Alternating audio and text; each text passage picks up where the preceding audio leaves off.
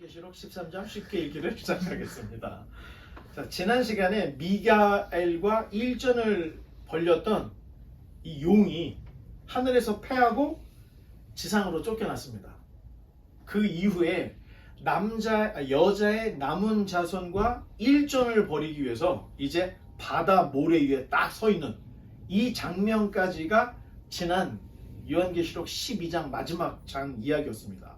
그리고 이어서 오늘 13장은 용이 어떻게 여자의 자손들과 전쟁을 벌이는지 그 내용들을 우리에게 보여주고 있습니다. 지난 시간에 이어서 하나님과 용의 대립은 계속 이어지고 있습니다. 사탄은 결코 하나님을 이길 수가 없습니다. 왜? 하나님이 다 만드셨기 때문에 만든 창조자가 지음을 받은 피조물에게 질 수는 없습니다. 언제나 하나님은 이기는데 하나님이 어떨 때는 허용을 하시고 지켜보시고 시간을 주시는 이런 모습들을 볼 수가 있습니다. 자, 그러다 보니까 용은 하나님을 모방을 합니다. 그리고 사람들을 미혹을 합니다.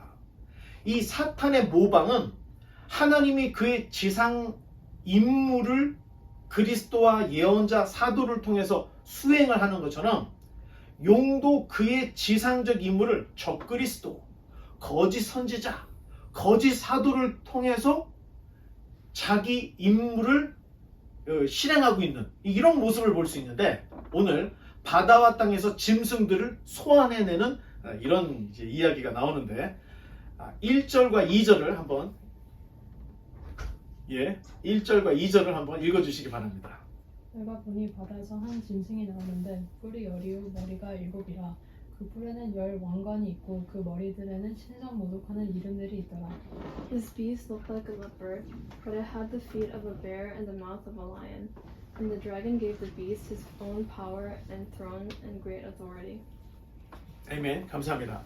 자, 용은 바다로부터 짐승 하나를 소환을 딱 했는데, 그 짐승의 모습은 머리가 7개, 그리고 뿔이 10개, 그 뿔에 10 왕관이 있는, 그리고 신성 모독하는 이들의 이름이 빼곡히 적혀있는 이런 모습으로 등장을 합니다. 자, 지난 12장에서 하늘에 또 다른 이적이 있으니, 자, 하늘에 용이 나왔죠. 그 용은 머리가 7 왕관을 썼고 10뿔을 가지고 있었던 모습이었습니다. 그런데 오늘 본문에 나오는 바다에서 올라온 이 첫 번째 짐승은 머리는 7, 뿔이 10개고 그 뿔에 10 왕관이 있다. 약간의 다름이 있을 뿐이지만 결국에는 뿔이 있고 왕관이 있는 모습으로 등장을 합니다. 딱 봐도 이 짐승은 용이 자신의 일을 위해서 바다에서 소환한 존재인데, 요한이 좀 더 구체적으로 표현하기를, 그 짐승은, 자, 아까 짐승 나왔죠? 표범 같고 발은 곰 같고 입은 사자 같은데 머리에 신성 모독의 이름들이 있고 용에게 능력과 보좌와 큰 권세를 받았다. 자, 이 이야기를 요한이 본 그 환상의 설명을 달아서 우리에게 전해주고 있습니다. 자, 그러면 표범 같고 곰 같고 사자 같은 짐승들이 다니엘서 7장에 나옵니다. 표범은 헬라를, 곰은 페르시아를, 사자는 바벨론으로 우리가 생각을 할 수가 있는데, 이 네 번째 흉악한 이빨을 가진 짐승이 나오는데 명확하게 어떤 나라다 말할 수가 없습니다. 자, 그래서 우리가 이제 돌아가서 다니엘서 7장 전체 전문을 한번 우리가 읽어봐야 됩니다. 여러분들이 다니엘서 7장을 다 읽어보면 지금 우리가 읽었었던 내용하고 너무 유사한 이야기, 그리고 앞으로 될 일들이 이미 다니엘 7장에 있었구나 하는 걸 우리가 볼 수가 있는데, 자, 우리 한번 한 목소리로 쭉 읽어보겠습니다.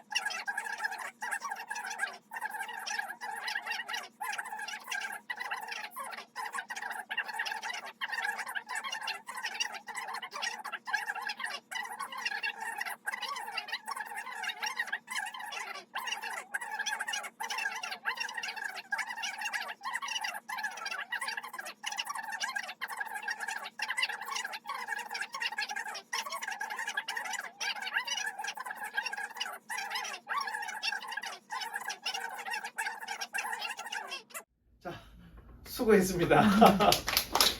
지금 한 장 읽는 것도 쉬운 일이 아닌데 지금 다니엘서 7장을 우리가 그냥 전문을 읽어봤습니다. 그런데 느낌이 지금 읽었던 12, 13, 14장 내용과 너무 유사하다는 것을 알 수가 있어요. 그래서 자 다시 1절로 한번 가볼까요? 다니엘서. 자 줄을 거놨죠?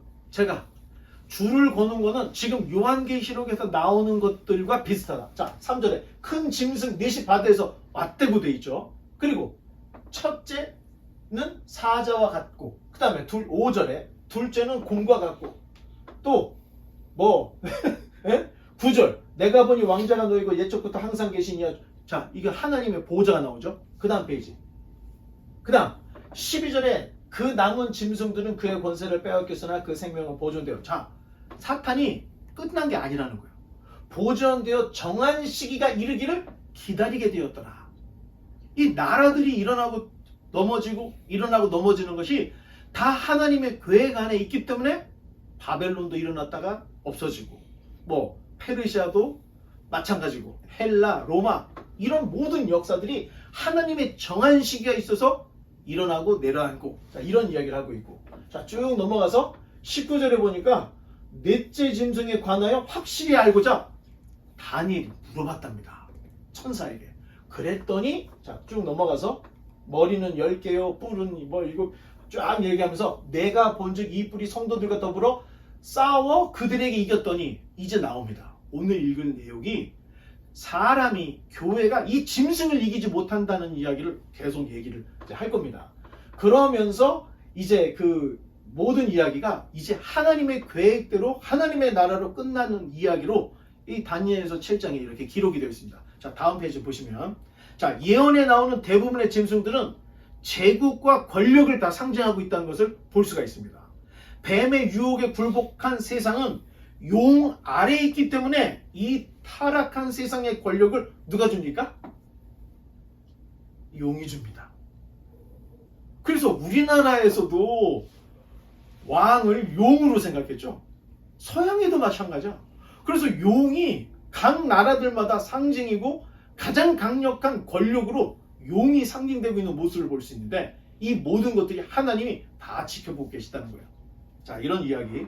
자 마지막 때 즉 마지막 나팔이 불려지기 바로 전 사탄은 자신의 일을 위해서 바다로부터 오늘 본문에 짐승 하나를 소환했는데 이 짐승은 지금까지 역사에 등장했던 곰 같고 사자 같고 표범 같은 모든 상징들을 다 가지고 있더라는 거예요. 이게 가장 강력한 네 번째 짐승인데 용이 자신의 능력과 보좌와 권세를 다 줬다는 거예요. 그러니 얼마나 위세가 당당하겠습니까? 이제 계시록 13장 3절로 4절을 또 계속 한번 읽어보겠습니다. 그의 머리 하나가 상하여 죽게 된 것 같더니 그 죽게 되었던 상처가 나오매 온 땅이 놀랍게 여겨 짐승을 따르고 용이 짐승에게 권세를 주므로 용에게 경배하며 짐승에게 경배하여 이르되 누가 이 짐승과 같으냐 누가 능히 이와 더불어 싸우리요 하더라. 아멘. 자, 왜 머리가 상했는지는 정확하게 모릅니다. 그런데 아까 다니엘에서도 하나가 죽었다는 얘기했죠? 자, 한 가지 우리가 생각해 볼 수 있는 게 자, 다음 페이지 창세기 3장 15절에 보면 한번 읽어보겠습니다. 시작. 내가 너로 여자와 원수가 되게 하고 자 여기에서 내가는 하나님 너는 사탄 여자와 원수가 되게 하고 계속 읽어보겠습니다. 내 후손도 여자의 후손과 원수가 되게 하리니 여자의 후손은 내 머리를 상하게 할 것이요 너는 그의 발꿈치를 상하게 할 것이니라 하시고 자 어떻게 연결이 되는지는 정확하게 서술을 할 수 없지만 지금 대충 우리가 알 수 있는 것은 예수님이 철장 권세로 이 땅에 태어났을 때 용은 호되게 한번 맞았구나. 비슷한 내용들이 지난 시간에 있었죠.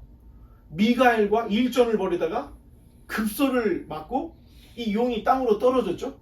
자, 이런 모습들을 봤을 때는 예수님이 이 땅에 오신 그것 자체가 용에게는 엄청난 큰 리스크였다. 아주 힘들게 하는 거였다. 자, 이렇게 우리가 생각을 해볼 수가 있습니다.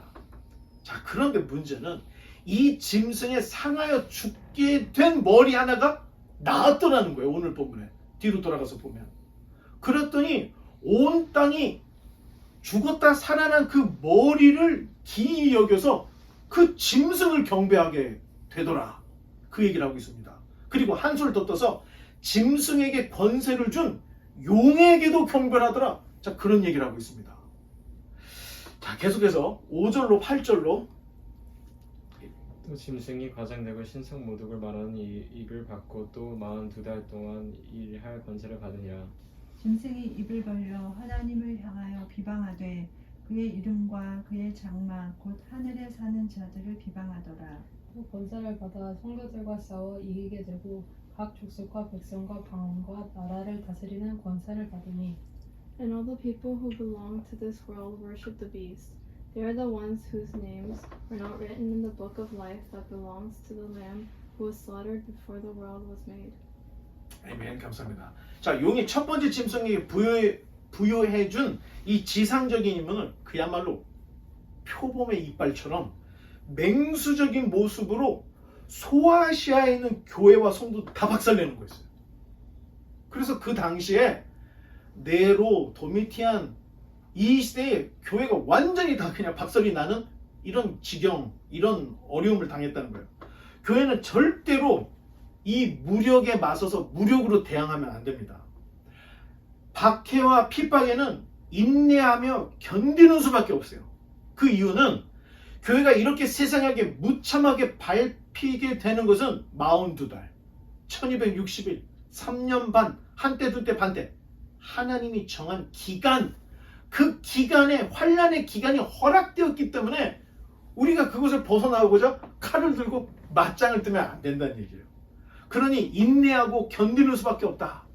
자, 짐승이 하나님을 모독하고 교회를 비방하고 또 교회들을 이길 때 죽임을 당한 어린 양의 생명책에 창세 이후로 그 이름이 기록된 자들은 인내하고 버티게 된다는 거예요. 고난을 버티게 된다는 거예요. 그런데 오늘 본문 이야기는 그 환난과 고난과 핍박을 버티지 못하고 짐승에게 경배하는 자들은 그 책에 이름이 없는 자더라. 그렇게 얘기를 하고 있어요.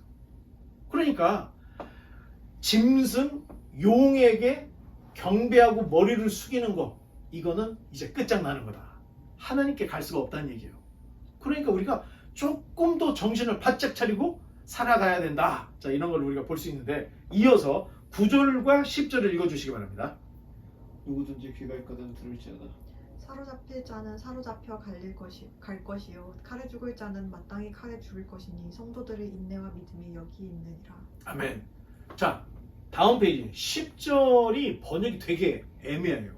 그래서 그냥 새 번역본으로 다시 읽어보면, 자, 제가 한번 읽어볼게요.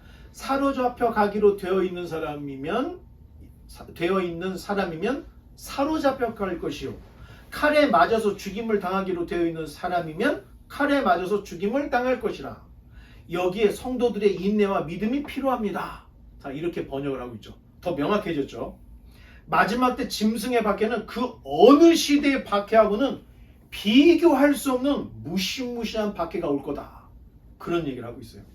그러니 잡혀가든 죽임을 당하든 이때는 그 어느 때보다 성도들에게 인내와 믿음이 더 절실히 요구되는 때다.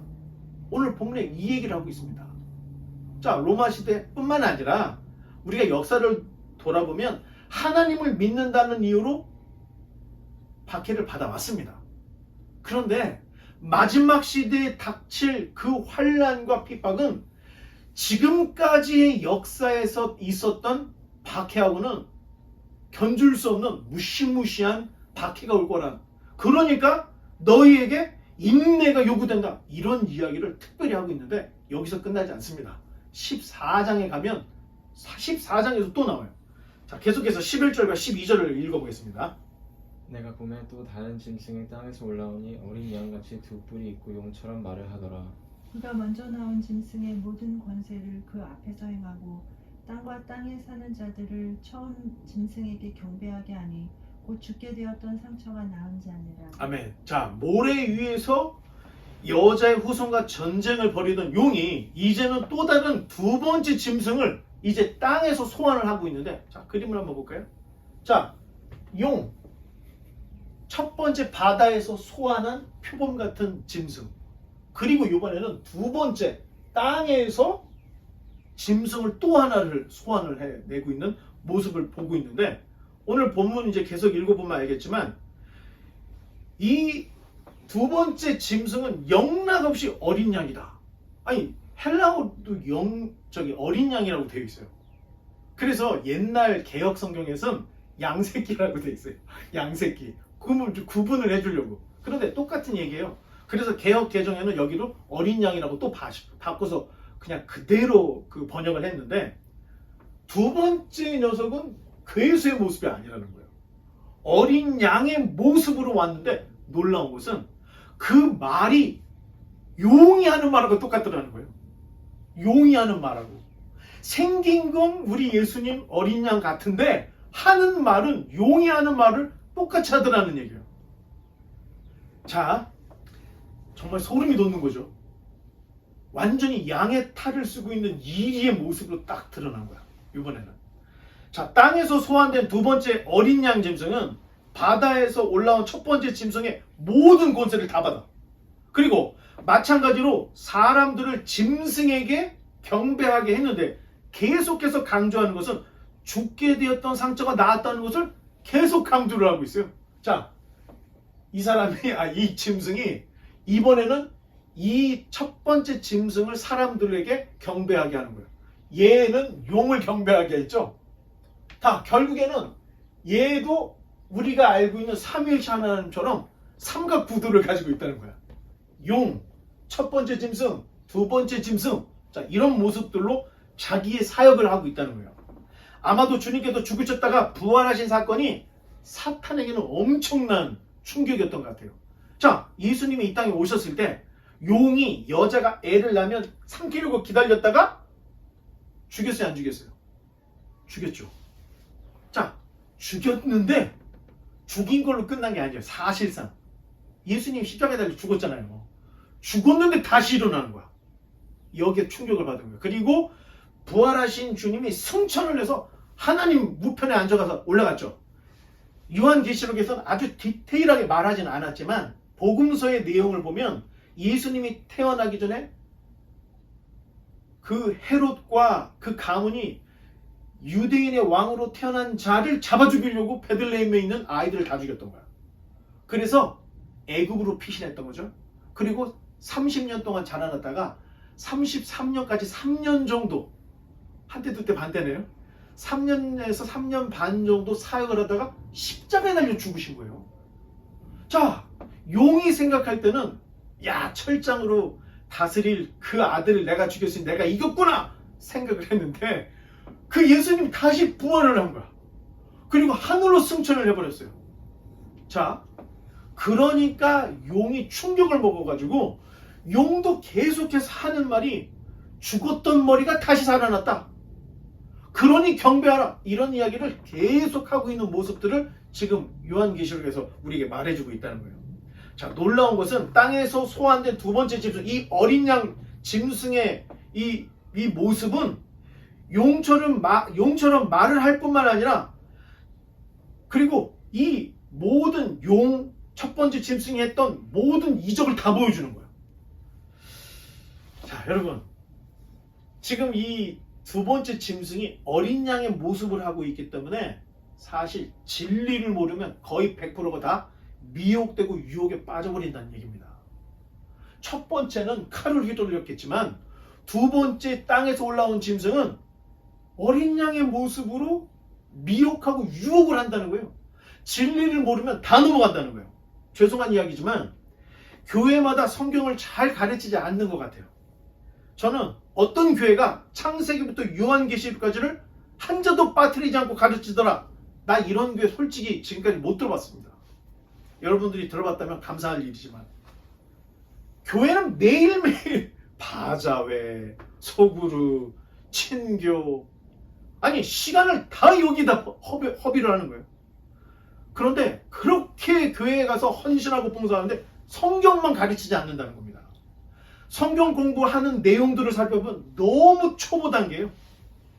이 정도는 중학교 정도면 할 수 있는 내용들을 어른들이 성장을 못하고 그 수준에 계속 마치 성경에 수박 겉핥기 하는 그런 식으로만 지금 있는, 이게 지금 내가 교회를 비판하고 싶어서 하는 얘기가 아니에요. 현실이 그렇다는 거예요. 큰 교회 목사들은 거의 연예인 수준입니다. 한 주에 적어도 한 번 내지는 두 번 장례식, 결혼식, 돌잔치가 있어서 거기 쫓아다니느라고 성경 연구할 시간이 없어요. 이게 현실이에요, 여러분. 개 중에는 아예 성경을 내려놓고 기도만 하는 목사들이 있는데 책을 너무 안 봐. 1년 내내 책을 한 권, 두 권 볼까 말까요. 아마 지금 정말로 이 짐승이 어린 양의 모습으로 출현해서 유혹하고 유혹하면 아마 목사들 다 넘어갈 겁니다. 왜? 진리를 알아야 분별을 할 수 있는데 분별을 못해요. 성경을 안 읽고 성경을 멀리하고 성경을 모르면 다 넘어간다는 거예요. 자, 가면 갈수록 유사 기독교를 비롯해서 앞으로 초과학적 종교들이 이제 쏙쏙들이 드러날 텐데, 오프라 윈프리가 만든 종교가 뭐였죠? 그 종교가 지금 미국 제 1위입니다. 1위. 탐 크루즈 뿐만 아니라 이런 사람들이 오프라 윈프리가 만든 그 종교에 다 들어가 있는 거예요. 지금 우리 기독교보다 더 교세가 커요. 자, 이런 일들 지금 막 일어날 겁니다. 특별히 신비한 것을 좋아하는 성도들은 도저히 빠져나갈 수가 없는 거예요. 적그리스도가 엘리야처럼 하늘에서 불을 내리는데 어떤 사람이 안 넘어가겠습니까? 예? 이 모든 배후에는 옛 뱀, 용, 마귀, 사탄이 있다는 것을 잊지 말아야 되는데 이미 요한계시록에서 다 경고를 해주고 있는 거예요. 다 경고를. 들었어도 이해를 못하면 할 수가 없는 거예요. 그런데 잘 알면 분별을 할 수 있는데, 두 번째 어린 양 같은 이 짐승들이 무슨 일을 했느냐? 13절로 15절을 보겠습니다. 큰 이적을 행하되 심지어 사람들 앞에서 불이 하늘로부터 땅에 내려오게 하고, And with all the miracles he was allowed to perform on behalf of the first beast, he deceived all the people who belonged to this world. He ordered the people to make a great statue of the first beast, who was fatally wounded and then came back to life. 그가 권세를 받아 그 짐승의 우상에게 생기를 주어 그 짐승의 우상으로 말하게 하고 또 짐승의 우상에게 경배하지 아니하는 자는 몇이든지 다 죽이게 하더라. 아멘. 자, 이 가짜 어린 양은 이적을 행하되 엘리야의 불이 하늘에서 내려오게 하는 이런 기적을 일으킨다는 거예요. 자, 첫 번째 짐승의 온갖 이적을 다 행할 뿐만 아니라 칼에 상하였다가 살아난 그 첫 번째 짐승을 위하여 이제 우상을 딱 만들게 하는데, 그 우상이 얼마나 정교한지 여러분, 옛날처럼 밀면 넘어지고 발로 차면 아야 못하는 우상이 아닙니다. 말을 해요. 이 우상이 말을 해. 우상에게 절하지 아니하는 자들을 다 추적해서 몇이든 죽이게 하더라. 오늘 보면 이렇게 나옵니다. 여러분, 지금 우리가 지금 보고 있는 거는 12, 13, 14장은 마지막 나팔이 울려지고 그 전후에 있었던 과거의 역사를 영적으로 지금 다시 우리에게 급하게 요약을 해서 들려주고 있는 거예요. 자, 나팔이 울려질 때는 나팔이 울려질 때 어떤 현상에 집중을 했기 때문에 아주 디테일하게 성도들이 무슨 권한을 받는지 얘기를 안 했던 거야. 그런데 12, 13, 14장에는 용이 짐승을 소환해서 교회를 완전히 박살을 내고 있고, 이제는 두 번째 어린 양 닮은 짐승이 나타나서 짐승을 위해서, 용을 위해서 우상을 만들었는데 우상이 말을 하더라는 거예요. 그리고 짐승에게 경배하지 않는 사람을 다 추적해가지고 그게 몇 명이든 죽이더라. 자, 지금 이런 얘기를 하고, 이게 지금 나팔이 울려지기 직전에 당할 엄청난 대환란의 때를 지금 우리에게 말해주고 있다는 겁니다. 자, 마지막 나팔 전에 마지막 순교자의 수가 채워지는 과정을 보여주고 있는 거예요. 자, 우리가 4장인가 5장인가에서 이런 얘기 있죠. 천상의 제단 앞에 순교한 영혼들이 하나님 앞에 아버지 언제까지 저 악한 세상을 심판하지 아니하시겠습니까? 우리가 흘린 이 억울한 피의 신원을 갚아주옵소서. 그랬더니 하나님이 그때 뭐라고 했죠? 순교자의 수가 채워지기까지 기다리라. 하나님이 그런 얘기를 했다는 거예요. 이게 지금 여러분 딴 얘기 아니에요. 이미 우리가 읽었던 요한계시록에 있는 이야기를 다시 여러분들에게 리마인드 시켜주는 거예요. 그 마지막 수가 마지막 나팔이 불려지기 그 직전 엄청난 대환란의 기간에 순교자의 수가 다 채워지고 있더라는 거예요. 진짜 나쁜 놈은 자기가 자기 자신을 드러내지 않습니다. 그리고 사람들만 조종을 해서 싸움을 붙여요. 용과 같이 또 첫 번째 짐승같이 두 번째 짐승같이 우상을 만들어서 자신의 실체를 숨기고 사람들을 유혹을 하고 미혹을 하더라는 거예요.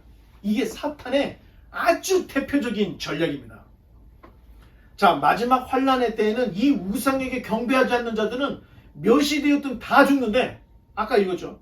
큰 자나 작은 자, 부자나 가난한 자, 자유자나 종들, 표를 받지 않는 자들은 매매도 하지 못하게 하는 이런 이야기가 나오는데, 자 16절로 18절 계속 한번 읽어보겠습니다. 그가 모든 자, 곧 작은 자나 큰 자나 부자나 가난한 자나 자유인이나 종들에게 그 오른손에나 이마에 표를 받게 하고 누구든지 이 표를 가진 자 외에는 매매를 못하게 하니 이 표는 곧 짐승의 이름이나 그 이름의 수라. 지혜가 여기 자, 거기까지만. 자, 땅에서 소환된 양 같은 이 둘째 짐승의 실체는 적그리스도가 분명합니다, 여러분. 이 둘째 짐승이 우상을 만들어서 사람들을 완벽하게 통제를 하고 있다는 거예요. 마지막 때는 완벽하게 통제된 사회가 될 것입니다. 여러분, 코로나가 이것을 앞당겼죠. 코로나가. 그런데 기술적으로 아직 완벽하게 통제를 못하는 사회를 지금 현재 그 수준이라는 걸 볼 수가 있는데, 어둠의 세력들은 절대 포기하지 않습니다. 과학기술이 발달하면 발달할수록 완벽한 통제 사회를 계속 만들어낼 텐데, 이미 부분적으로 예언대로 흘러가고 있는 모습을 우리가 볼 수가 있습니다. 자, 요즘 뭔가 살다 보면 뭔가 보여서 말하는 사람들이 있어요. 그런 사람들 우리가 음모론자 이렇게 취급을 하는데, 물론 음모론자를 옹호하고 싶은 생각은 없습니다. 그런데 여러분, 지금 돌아가고 있는 세상을 자세히 들여다보고 그 이면을 살짝 들여다보면 음모론자 말이 다 나쁜 건 아니겠네? 이런 생각이 들 거예요. 정말로. 아예 들어보지도 않았으면 여러분 모를 테지만 음모론자 얘기도 한 번쯤은 들어볼 필요가 있습니다. 우리가 모르는, 지금 우리가 느끼지 못하는 그 배후에 어마어마한 세력들이 있다는 거예요. 사실 이대로 역사가 진행이 된다면 요한이, 다니엘이, 예언자들이 봤던 장차 될 일이 이제 현실화가 될 겁니다. 사실 통합정부가 세워지고 교회를 탄압하고 축출하면 이건 로마 시대하고는 판도가 완전히 다릅니다. 세상 어디에도 숨을 곳이 없게 되는 거예요. 옛날에는 카타콤이라는 지하에라도 숨었고 산에라도 숨었고, 바다 건너서 로마령에서 벗어나서 살기도 했었어요. 그런데 완벽하게 이 통제가 되는 사회가 되면 여러분 이제 숨을 데가 없다는 겁니다. 그러니 성경에서 성도들에게 믿음과 인내를 요구한다는 얘기를 오늘 본문에서도 했던 거고, 다음 14장에도 계속 나와요. 성도들에게 믿음과 인내가 요구된다. 얘를 계속하는 거예요. 그만큼 어려워질 거라는 거예요. 세상 어디에도 숨을 곳이 없다. 마음만 먹으면 우리를 얼마든지 다 추적해낼 수가 있어요. 이거 뭐 영화를 통해서도 다 봤죠. 그렇게 되는 거. 크레딧 카드 한 번만 해도 내 위치가 노출이 되고, 전화 한 통화만 해도 다 되잖아요. 자, 이런 시대, 이런 세상이 올 겁니다. 마지막 18절을 우리 잠돋게 좀 다 같이 시작. 지혜가 여기 있으니 총명한 자는 그 짐승의 수를 세어보라. 그것은 사람의 수니 그의 수는 666이니라. 아마 머지않은 모든 것들이 다 디지털화 될 텐데, 여러분 디지털화 된다는 게 숫자로 인식된다는 거예요. 자, 여러분 한국에서는 주민등록번호가 있죠? 미국에서는 무슨 번호가 있죠? 소셜 시크릿 넘버가 있어요. 여러분 이 디지털화 된다는 것은 여러분을 자기 이름으로 인식하는 게 아니에요. 숫자로 인식을 하는 거예요. 자, 정부도 디지털화, 화폐도 디지털화, 그리고 이제는 전쟁도 사람이 안 해. 다 드론들이 하고 무인기가 하고 뭐 이러다 보니까 다 디지털화 돼요. 자, 우리는 이제 여러분 현금 잘 안 갖고 다니죠, 여러분. 그렇죠? 요새 옛날에는 카드로 결제를 했지만 요즘 폰으로 결제를 하잖아. 폰으로 검색하죠. 폰으로 전화하죠. 폰으로 모든 걸 다 해. 한때는 카드가 666이다 이런 얘기가 있었고, 또 한때는 바코드 있죠. 어떤 물건에 보면 그 바코드가 있어요. 그러다가 오바마 케어 때 베레칩이 나왔죠. 몸에다가 인식하는 좁쌀만한 어떤 캡슐을 담아서 신체 정보를 다 인식하게 한다, 뭐 이런 베레칩, 이게 666이다 이런 얘기가 많이 있었죠. 여러분 이 정도 기술로는 안 됩니다. 옛날 바코드는 맨 앞 그리고 중간 맨 끝에 숫자가 있었는데 그게 666이에요. 바코드면 이렇게 돼 있잖아요. 근데 첫 번째 긴 바코드 쭉쭉쭉, 중간에 긴 바코드 쭉쭉쭉, 세 번째 긴 바코드가 나오는데 그 밑에 긴 바코드 밑에는 666이 있었어요. 그런데 사람들이 이게 뭐냐 얘기했더니 이제는 숫자를 싹 지웠죠. 바코드가 요새는 바코드만 나와요. 이렇게 숫자 없이 그렇게만 나오는 게 지금. 자, 사람들이 말을 자꾸 해.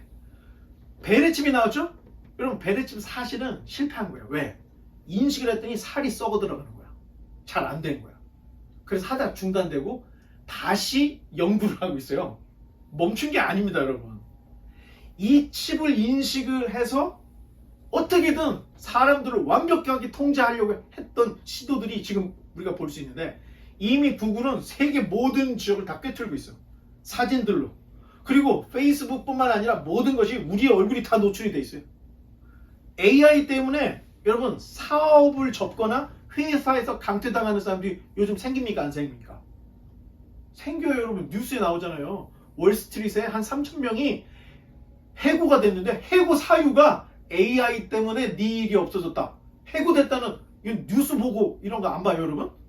이건 지금 우리가 생각했던 것보다 이게 지금 성큼성큼 다가오고 있어요. 그리고 이 코로나 때문에 사람들이 이제 모여서 하는 것보다는 다 각자 자기 집에서, 그리고 컴퓨터로 사람들 다 통제하려고 하는 이런 디지털 시대가 굉장히 당겨졌다는 거예요.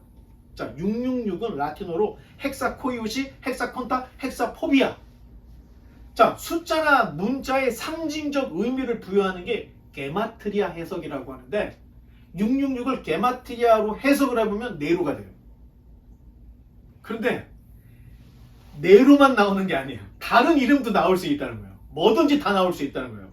그러니 네로일 수도 있지만 아닐 수도 있다. 그럼 666이 뭐냐? 당시 사람들한테는 네로로 인식이 될 수 있었어요. 그런데 성경의 큰 그림을 봤을 때는 마지막 적그리스도가 이 666을 통해서 모든 사람들을 통제하는 시대가 올 거다. 우리 이렇게 볼 수가 있다는 겁니다. 중요한 것은 마지막 나팔이 불려지기 전에 너무너무 극심한 박해와 핍박이 있을 것인데, 여러분 666과는 무관하지 않다 이렇게 말할 수가 없다는 거예요. 리버럴한 목사들이 요새 그 베레칩 내가 먼저 받겠다고, 666 그거 저기 네로지 우리 통제하는 거 아니라고 하는 아주 강심장들이 요새 있어요. 이런 리버럴한 사람들도 있어요. 그런데 이 모든 박해와 핍박에 666과 무관하지 않다는 것을 볼 수가 있습니다. 그 징조가 계속해서 앞당지고 있기 때문에 정말 그때가 오려고 한다면 지금 당장이라도 올 수 있습니다, 여러분. 이건 지금 아마 컴퓨터를 하는 사람들 입장에서는 아마 그렇게 느껴지지 않을까 생각을 합니다. 겁을 주려는 게 아닙니다. 경각심을 갖자는 얘기고, 이제 말씀의 결론을 맺겠습니다. 초대교회 당시에 황제를 숭배하지 않고서는 살 길이 없었습니다. 성경이 각 시대, 각 나라, 각 백성에게 주시는 말씀이다라고 믿는다면 이런 환란은 로마 시대에 국한된 게 아니라는 거예요. 앞으로 얼마든지 우리 시대에 나에게 일어날 수 있다. 이 환란이. 여러분 이렇게 생각을 해야 된다는 거예요. 바벨론, 페르시아, 헬라, 로마 등등 하나님을 대적하는 나라들은 시대마다 있어 왔습니다. 사탄의 도구는 물불을 가리지 않아요. 여러분 이렇게도 얘기하면 어떻게 생각하세요? 마지막 바벨론이 미국일 수도 있다고 하는 사람도 있어요. 그리고 여러분들은 이제 성경을 그냥 성경으로만 볼 게 아니고 성경과 역사를 같이 봐야 되는데 성경을 정확하게 꿰뚫어 성경의 지평이 열어지면 여러분 세상 돌아가는 국제정세가 보이기 시작합니다. 그리고 돈의 흐름이 보이기 시작해요. 왜? 여러분 기술이라는 게 돈을 끌어모으는 거야. 강대국들이 이것들을 가지고 있는 거예요. 그래서 주식이나 돈의 흐름을 모르면 정세를 몰라요. 그런데 이 정세를 알기 위해서는 돈도 알아야 돼. 과학 기술도 알아야 돼. 역사도 알아야 돼. 그런데 이것만 알고 있으면 음모론자가 된다는 거예요. 그런데 이것과 성경을 같이 알고 있으면 주님 오실 때를 계속 생각하게 돼요. 여러분 이렇게 만약에 생각할 때 우리가 지금 주목해야 될 국제 정세가 어디입니까? 미국과 중국입니다, 여러분. 그리고 두 증인 이야기 나올 때 예루살렘이 생겼죠. 제3 예루살렘이 생기는 이야기가 있죠. 지금 현재는 이슬람이 예루살렘 사원을 가지고 있지만 머지않아서 이스라엘이 예루살렘을 탈환하고 거기에서 제3 성전을 세우면 이제 예수님이 가까운 날이 굉장히 가까웠다. 여러분 중동 전쟁 끝나고 사우디, 이란에서 막 미사일 쏘고 그럴 때 다들 사람들이 긴장했던 거예요. 왜? 이 미사일이 한 방만 예루살렘 바위 돔 상원에 떨어지면 이게 세계 전쟁 일어난다. 사람들이 다 그렇게 보고 있었어요. 근데 여러분들은 그런 거 하나도 모르죠? 이게 최근에 있었던 일입니다. 지금 중동에서 평화 무드가 일어나요. 왜? 돈 때문에. 석유가 아닌 전기로 무엇인가가 이제 대체가 되면은 석유 나라도 다시 거지가 되잖아. 그러니까 어떻게 하든 무역의 허브를 자기네 나라가 가지려고 아랍에미레이트 이런 나라들이 지금 엄청나게 지금 노력을 하고 있는 모습들을 볼 수 있는데 그러다 보니까 전쟁을 하면 안 되잖아. 자꾸 이란하고 사우디아라비아가 지금 서로 지금 친선을 맺고 있는 거예요. 이런 구도들. 자, 이런 것들을 보면 성경에서 이야기하고 있는 이 마지막 시대가 너무 멀지도 않고 이미 지나간 것도 아니고 지금 우리가 깨어 있어야 되구나. 자, 이런 것들을 느낄 수가 있다는 겁니다. 제가 바라기는 여러분 성경을 무슨 이 주문서 같이 기도서 정도로 읽으면 안 된다는 거예요. 이 안에는 창조, 타락, 구원, 심판, 세상의 모든 역사가 성경에 다 기록이 되어 있어요. 다니엘이 이미 예수님이 오기 전에 봤던 이야기를 지금 사도 요한이 90년대, 100년대, 1세기 때 기록을 하고 있는 거예요, 지금. 이 말씀을 지금 우리가 읽고 있다는 거예요. 그러면 이 일들이 우리에게는 너무너무 이제 물을 붓다가 완전히 끝에까지 차올 수도 있는데 아직 기술은 거기까지 가지 못했고 AI도 거기까지 가지는 못한 정도 지금 우리가 볼 수 있습니다. 어쩌면 여러분 다음 세대나 여러분 시대에 이런 일들이 지금 막 일어날 수 있다는 것을 여러분들이 알고 여러분 만약에 그때 그런 일들이 벌어진다면 이거 다시 찾아서 여러분 유튜브에서 내가 없어도 다시 찾아서 봐야 돼요. 왜? 주님 오실 때 징조를 예수님이 얘기를 했기 때문에. 그리고 예수님이 오기 전에 극심한 박해가 있을 것이라는 얘기를 예수님이 했어요. 그리고 성경을 잘 봐서 지평이 열려서 이 모든 것들이 제대로 이해가 된다면 여러분 구별할 수가 있습니다.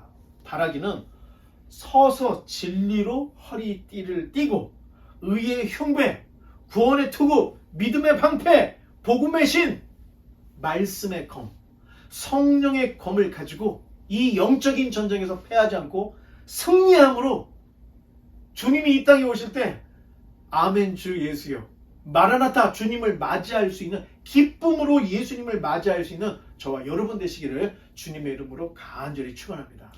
기도하겠습니다.